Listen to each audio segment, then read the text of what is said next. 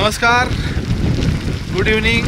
आपण आता आज 24 जुलै संध्याकाळचे 4:30 वाजलेले आहेत आणि आपण राधानगरी धरणाच्या स्वयंचलित दरवाजाजवळ आहोत. गेल्या 1-1.5-2 तासामध्ये बरेचसे कोल्हापूरमधून कॉल येत आहेत की राधानगरी धरणाचे दरवाजे उघडले का. बरेचसे व्हायरल व्हिडिओ होत आहेत की 1 दरवाजा उघडला, 2 दरवाजे उघडले.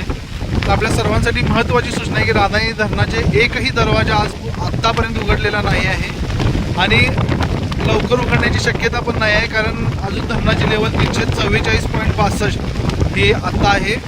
347.50 एवढी लेवल झाल्यानंतर धरणाचे दरवाजे उघडतात. त्यामुळे कुणीही पॅनिक होऊ नये.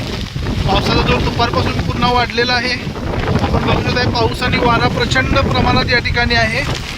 त्यामुळे सर्वांना एक अतिशय आग्रहाची आपली विनंती आहे की सर्वांनी प्रशासनाचा जे काही सूचना दिली त्या तंतोतंत पाळाव्यात, कारण उद्या दुपारपर्यंत दरवाजे उघडण्याची शक्यता आहे.